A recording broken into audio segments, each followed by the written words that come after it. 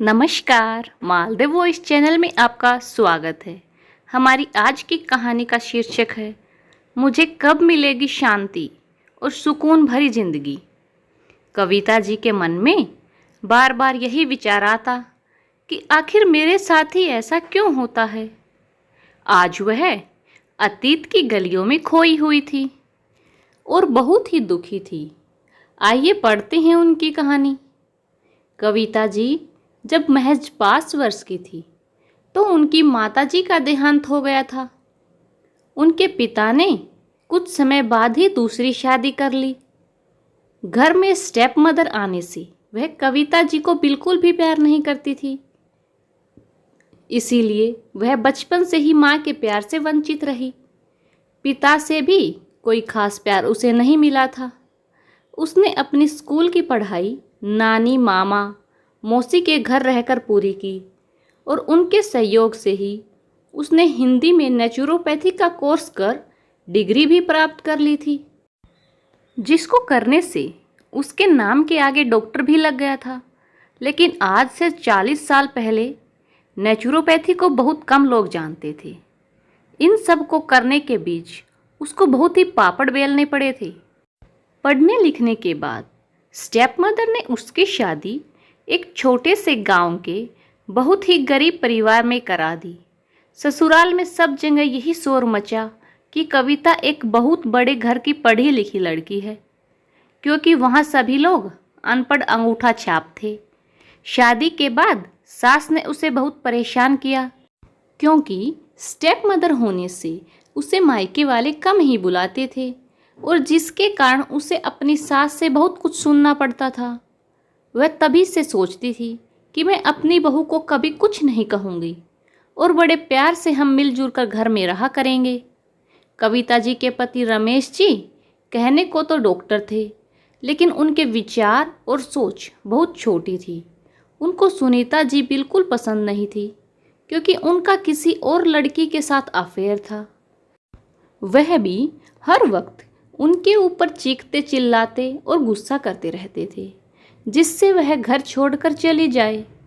लेकिन कविता जी की भी अपनी मजबूरी थी, इसीलिए वह इस बार भी अपनी जिंदगी के साथ समझौता कर अपने पति का प्यार पाने के लिए ही उनके मन को जीतने में लगी रही। शादी के 4.5 साल बाद कविता जी ने एक बेटे को जन्म दिया, जो जन्म के साथ ही मृत्यु को प्राप्त हो गया। इतने बड़े दुख के बाद वह पूरी तरह टूट चुकी थी, लेकिन आस पड़ोस के लोग उसके पास आकर उन्हें सांत्वना देते रहे, जिससे धीरे धीरे कर उन्होंने अपनी हिम्मत को वापस जुटा लिया था। इस दुख के बाद रमेश जी के स्वभाव में भी थोड़ा बहुत परिवर्तन आया और 2 साल बाद कविता जी ने फिर से एक बेटे को जन्म दिया और उसके 3 साल बाद फिर एक बेटे को जन्म दिया। एक बार रमेश जी को शहर के एक हॉस्पिटल में नौकरी मिली, जिससे वह कविता जी और उनके बच्चे शहर में आकर रहने लगे। अब कविता जी के बच्चे स्कूल जाने लगे थे। दिन का समय उन्हें खाली मिलने लगा था, जिसमें वह अपने आस पड़ोस में जाकर नेचुरोपैथी से लोगों का उपचार करने लगी। और इसी बीच उन्होंने acupressure, colour therapy, meditation, yoga, reiki जैसे धीरे धीरे कर अनेक कोर्स कर लिए थे और अब वह घर घर जाकर लोगों को ट्रीटमेंट देने लगी थी। उनके ट्रीटमेंट और एक्यूप्रेशर से लोगों को बहुत ही आराम आने लगा था, जिससे उनका एक से दूसरा, दूसरे से तीसरा, चौथा घर धीरे धीरे बढ़ता चला जा रहा था।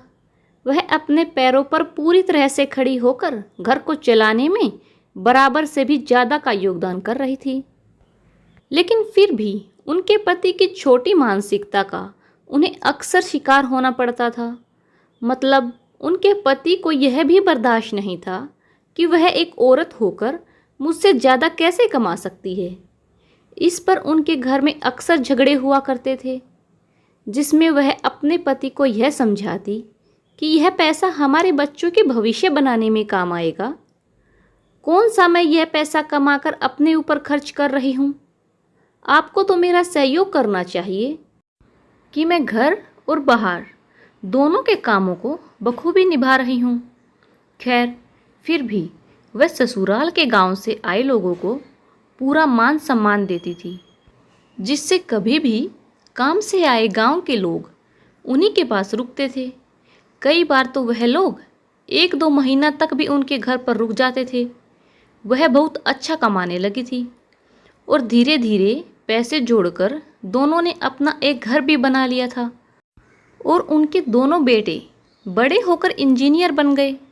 उन्होंने एक अच्छी पढ़ी लिखी लड़की देखकर बड़े बेटे की शादी कर दी।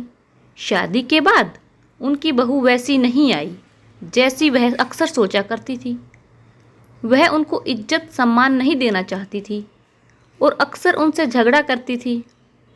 फिर वह चुप रहकर उसे हर तरह से समझाने की कोशिश करती थी। बेटे बहू की शादी के 4 साल बाद भी वह अपने मन में यही सोचती कि बहू बच्चा है, धीरे धीरे समझ जाएगी। लेकिन उनको सबसे ज़्यादा दुख उस दिन हुआ जब कॉलोनी के मंदिर में पूजा थी, जिसमें पंडित जी ने कहा कि जो बहनें अभी तक माताएं नहीं बनी हैं, यह पूजा करने से उनकी गोद भी जल्दी भर जाती है। यह सुन वह अपनी बहू को बार बार फ़ोन कर बुलाती रही, पर वह नहीं आई। पड़ोस की औरतें भी समझ गई और उनसे कहने लगी कि आपकी बहू बहुत ही जिद्दी है और लगता है आपकी बात भी नहीं मानती है। पूजा में बैठी हुई कविता जी भगवान से बार बार यही जानने की कोशिश कर रही थी कि भगवान, मेरे साथ ही ऐसा क्यों होता है? हर परिस्थिति में मुझे ही क्यों समझौता करना पड़ता है? और समझौता करते हुए भी मैं ही क्यों हर बार अपने आप को हारा हुआ महसूस करती हूँ? मैं तो अपनी बहू के अच्छे के लिए सोच रही हूँ, फिर भी वह मुझे गलत सोचकर मेरी बात को मान नहीं कर रही है। दोस्तों, हम अपने चारों तरफ भी देखते हैं कि किसी किसी की पूरी ज़िंदगी ऐसी ही निकल जाती है।